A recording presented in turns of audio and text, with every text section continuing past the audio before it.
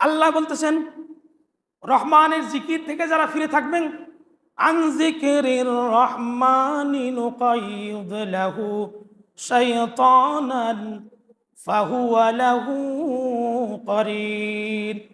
রহমানের জিকির থেকে যারা ফিরে থাকবে, আল্লাহ তাআলা ওই ব্যক্তির সাথে একটি শয়তান চাপিয়ে দেন। ওই শয়তান ওই ব্যক্তির সাথী হয় ঠিকই, যার মধ্যে জিকির নাই দেখবেন তাকে শয়তানে জুয়া খেলায়, তাস খেলায়, মদ খাওয়ায়, এই যত আকাম কুকাম সব কিছু তার দ্বারা শয়তান করায়। আর এই শয়তান কোন পরিস্থিতি ঘটাবে এটা কি আমাদের জানা আছে? চ্যানেলটি সাবস্ক্রাইব করে আমাদের সঙ্গেই থাকুন।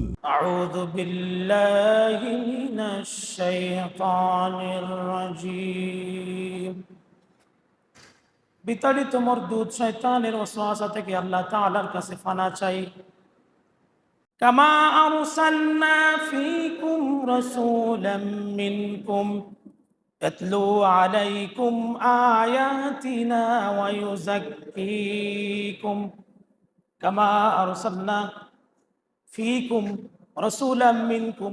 আল্লাহ বলতেছেন, ও ইহুদিরা, ও নাফরমানেরা, আমি তোমাদের মধ্য থেকে রসূল পাঠিয়েছি, তোমাদের মধ্য থেকে একজন নবী পাঠিয়েছি, যেই নবী তোমাদের মধ্যে বড় হয়েছেন, শৈশবকাল তোমাদের কাছে কেটেছে, যেই নবীর 40 বছর বয়স পর্যন্ত তোমরা আল আমিন বলেছ, যেই নবীর চরিত্রে কোনো কালিমা নেই, তোমাদের সাথে বড় হয়েছে, আমি তোমাদের মধ্য থেকে একজন নবী পাঠিয়েছি। কি নবী? ইয়াতলু আলাইকুম আয়াতিনা ওয়া ইউযাক্কিকুম। ওই নবী তোমাদের মাঝে কোরআন তেলাওয়াত করে শোনাবেন, আসমানি কিতাব শোনাবেন। ওয়া ইউযাক্কিকুম, আসমানি কিতাব দিয়ে তোমাদেরকে পবিত্র করবেন। আসমানি কিতাব না থাকলে আমরা হালাল হারাম বুঝতাম না, জানতাম না। আসমানি কিতাব না থাকলে জান্নাত জাহান্নামের খবর পেতাম না, নবী রাসূল না আসলেও। আল্লাহ বলতেছেন, ওই নবী তোমাদের কাছে বড় হয়েছে, তোমাদের মধ্যেই ছিল, ওই নবীকে তোমাদের কাছে পাঠিয়েছি, তিনি তোমাদেরকে আসমানি কিতাব শোনাবেন, এই কিতাবের ওয়াজ করে করে তোমাদেরকে পবিত্র করবেন। আর কেমন পবিত্র করেছেন? মদিনার 10 বছরে জাকাত নেওয়ার মতো মানুষ ছিল না। আল্লাহ রসুল মদিনায় 10 বছরের রাষ্ট্রপ্রধান ছিলেন। কোনো জেলখানায় কোনো চোর ওই 10 বছরে ঢুকে নাই, অর্থাৎ মানুষ চুরি করে নাই, মানুষ আরামে বসবাস করেছেন। আল্লাহ রসুল রাস্তা দিয়ে হেঁটে গেলেন, যেই নবীর এত মর্যাদা, যেই নবীর এত সম্মান, যেই নবীকে আল্লাহ তাআলা শ্রেষ্ঠ নবী বানিয়েছেন, সকল নবীদের নবী বানিয়েছেন, এমন নবী রাষ্ট্রপ্রধান থাকাকালীন রাস্তা দিয়ে যখন হাঁটতেন, তখন মানুষদেরকে ডেকে ডেকে বলতেন, বিধবা মহিলাদেরকে বলতেন, আমি মুহাম্মদ সাল্লাল্লাহু আলাইহি সাল্লাম বাজারে যাচ্ছি, তোমাদের কারো বাজার লাগবে কিনা আমাকে বলো। কে বলতেছে? নবী। নবী বলতেছে, রাষ্ট্রপ্রধান, মদিনা 10 বছরের রাষ্ট্রপ্রধান, তিনি রাস্তা দিয়ে যাওয়ার সময় বলতেন, আমি বাজারে যাচ্ছি, তোমাদের কারো বাজার করার লোক না থাকলে আমাকে বলো। শান্তি কেন আসবে না? আর আমরা মেম্বার চেয়ারম্যানের সাথে কথা বলতেও কি টিকিট লাগে। ওয়ায়ুআল্লিমুহুমুল কিতাবা ওয়াল হিকমা ওয়ায়ুআল্লিমুকুম মা লাম তাকুনু তা'লামুন। ওয়ায়ুআল্লিমুহুমুল কিতাব, ওই নবী তোমাদেরকে কিতাব শিক্ষা দিবেন, ওয়াল হিকমা, কিতাবের জ্ঞান শিক্ষা দিবেন।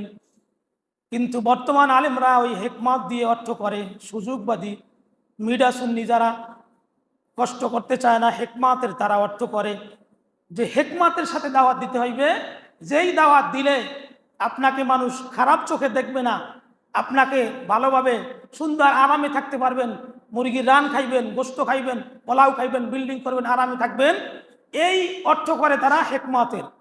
কিন্তু আল্লাহ তাআলা যে হিকমতের কথা বলেছেন, সাহাবায়ে কেরামের অর্থ করেছেন ওয়াল কিতাব ওয়াল হিকমা। হিকমত হলো কিতাবের জ্ঞান। কিতাব যেটাকে হালাল বলেছে সেখানে হালাল বলা, যেটাকে হারাম বলেছে সেখানে হারাম বলা, যেখানে জিনার শাস্তি আছে শাস্তির কথা বলা, যেখানে জুলুমের কথা আছে জুলুমের কথা মানুষকে বুঝিয়ে দেওয়া, এই কিতাবের সঠিক কথাগুলো মানুষের কানে পৌঁছেই দেওয়া হলো হিকমা। ওয়ায়ুআল্লিমুকুম মা লাম তাকুনু তা'লামুন। এবং ওই নবী তোমাদেরকে এমন জ্ঞান শিক্ষা দিবেন যা তোমরা জানো না, তোমাদের কাছে ওই জ্ঞান এই ফাযকুরুনি আযকুরকুম ওয়াশকুরুলি ওয়ালা তাকফুরুন।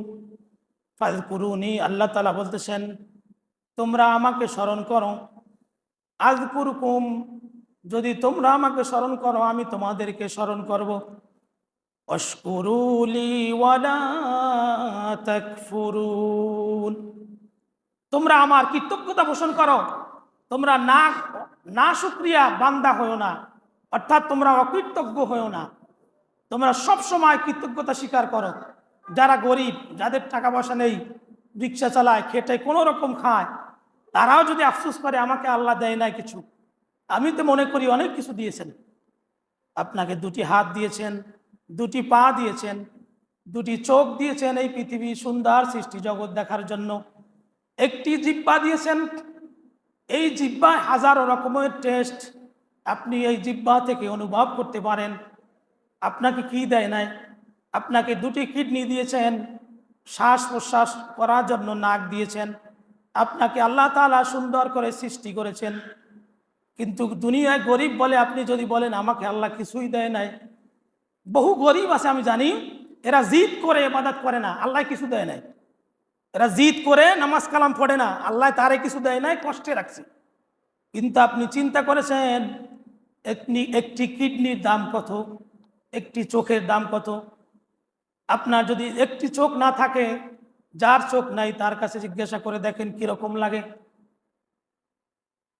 কিন্তু সুন্দর দুটি চোখ দিয়েছেন, দুটি হাত দিয়েছেন পৃথিবী ঘোরার জন্য, দুটি পা দিয়েছেন পৃথিবী দেখার জন্য, চোখ দিয়েছেন, দুনিয়ার হাজার রকম নিয়ামত আপনি ভক্ষণ করবেন এই স্বাদ পাওয়ার জন্য একটি জিহ্বা দিয়েছেন।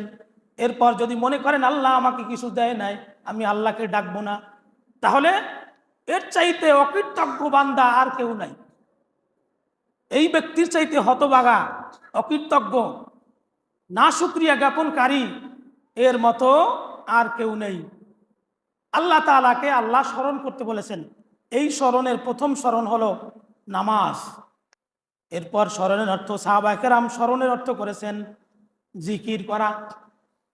সাহাবায়ে কেরাম স্মরণের অর্থ করেছেন নামাজ শেষ হলে জমিনে ছড়িয়ে পড়ো। আল্লাহ যে আয়াতের কথা বলেছেন, ফাইদা কুদিয়াতিস সালাতু ফান্তাশিরু ফিল আরদি ওয়াবতাগু মিন ফাদলিল্লাহ। আল্লাহ তাআলা মসজিদে এসে বসে থাকতে বলেন নাই, নামাজ শেষ হওয়ার পরে যার যার দায়িত্বে আছে সেখানে চলে যাও, তোমার দায়িত্বে তুমি, তোমার কাজে তুমি ছড়িয়ে পড়ো, আর মসজিদে বসে থাকার সময় না। যখন নামাজ শেষ হয়ে যাবে, ফান্তাশিরু ফিল আরদি, তোমরা জমিনে ছড়িয়ে পড়ো, ওয়াবতাগু, তোমরা অন্বেষণ করো, মিন ফাদলিল্লাহ, আল্লাহর দেওয়া অনুগ্রহ, আল্লাহ যে রিজিক দিয়েছেন এই রিজিক তোমরা তালাশ করো, খোঁজ করে বের করো। এরপর অন্য আয়াতে আল্লাহ তাআলা বলেছেন, ومن يعش عن ذكر الرحمن نقيض له شيطانا فهو له قرين। আল্লাহ জিকির থেকে যারা ফিরে থাকে, অর্থাৎ এক নম্বর জিকির হলো নামাজ আদায় করা, এরপর জিকির হলো ভালো কাজ করা, এরপর হাদিসে যেই জিকিরের কথা বলা হয়েছে এগুলো হলো সুবহানাল্লাহ, আলহামদুলিল্লাহ, লা ইলাহা ইল্লাল্লাহ, এই সব কিছু মিলিয়ে জিকির। আল্লাহ বলতেছেন রহমানের জিকির থেকে যারা ফিরে থাকবেন, আন যিকিরির রহমানি নুকাইয়িদ লাহু শাইতানান ফাহুয়া লাহু করিন। রহমানের জিকির থেকে যারা ফিরে থাকবে আল্লাহ তাআলা ওই ব্যক্তির সাথে একটি শয়তান চাপিয়ে দেন, ওই শয়তান ওই ব্যক্তির সাথী হয়। ঠিকই, যার মধ্যে জিকির নাই দেখবেন তাকে শয়তানে জুয়া খেলায়, তাস খেলায়, মদ খাওয়ায়, এই যত আকাম কুকাম সব কিছু তার দ্বারা শয়তান করায়। আর এই শয়তান কোন পরিস্থিতি ঘটাবে এটা কি আমাদের জানা আছে? ফাওয়ারাব্বিকা লানাহশুরান্নাহুম ওয়াশ-শায়াতিনা লানুহদিরান্নাহুম হাওলাইনি জাহান্নামা জিসিয়া। কিয়ামতের দিন যেই ব্যক্তি দুনিয়া থেকে শয়তানকে অনুসরণ করেছে, শয়তানের পদাঙ্ক, শয়তানের সাথী, না হয়ে থাকতে পারে না, শয়তানকেই সবসময় সঙ্গী বানিয়েছে। ওই ব্যক্তির সাথে ওই শয়তানটা কিয়ামতের দিন উঠবে এবং শয়তানকে এবং শয়তানের দোস্ত যেই হোক ওই ব্যক্তিকে আল্লাহ তাআলা জাহান্নামের চতুর্দিকে ঘুরাবেন। আর আল্লাহ তাআলা নিজে বলবেন, আমি যা বলেছি সব কিছু সত্য, তোমরা দেখো। শয়তানের অনুকরণ যারা করে, শয়তানের আইন যারা মানে, শয়তানের আদর্শ যারা গ্রহণ করে, এই শয়তানকে আর ওই শয়তানের দোস্ত বান্দাকে আল্লাহ তাআলা কিয়ামতের দিন হাসরের ময়দানে উঠাবেন এবং তার সাথেই ওই শয়তানের সাথে একসাথে জাহান্নামে যেতে হবে। এই আয়াতের বর্ণনায় আরেকটি আয়াত যে আমরা পড়ি, মানুষ মারা গেলে কবরের উপর কবর দিয়ে মাটি দেওয়ার সময় আমরা একটি দোয়া পড়ি, মিনহা খলাকনাকুম ওয়া ফিহা নুঈদুকুম ওয়া মিনহা নুখরিজুকুম তারাতান উখরা। মিনহা খলাকনাকুম, তোমাকে যেই মাটি থেকে সৃষ্টি করা হয়েছে, ওয়া ফিহা নুঈদুকুম, এই মাটির মধ্যে তোমাকে রেখে গেলাম, ওয়া মিনহা নুখরিজুকুম তারাতান উখরা, এই মাটি থেকে আল্লাহ তাআলা আবার তোমাকে উঠাবেন। এই আয়াতের তাফসিরে কোনো মুফাসসির কেরাম বলেছেন, যেই ব্যক্তি দুনিয়ায় শয়তানের অনুসরণ করে, শয়তানের পথে চলে, ওই মাটি দেওয়ার সময় শয়তানকেও মাটি দেওয়া হয়। আল্লাহ তাআলা এই পদ্ধতি করে দেন, শয়তানও তার সাথে মারা যায় এবং কিয়ামতের দিন ওই শয়তান ওই বন্ধু তার সাথে একত্রে উঠবে। আল্লাহ তাআলা তাদেরকে সেখানে ডাকবেন। আল্লাহ তাআলা আমাদের আমল লেখার জন্য আমরা মনে করেছি 2 জন ফেরেশতা আছে আমাদের কাছে, কিন্তু আমাদের সাথে তাফসিরে জালালাইনের মধ্যে আছে 430 পৃষ্ঠা, এখানে বলা হয়েছে প্রত্যেক মানুষের ভিতরে 4 জন ফেরেশতা আছে। 2 জনে খারাপ আমল লেখে, 2 জনে বদ আমল লেখে।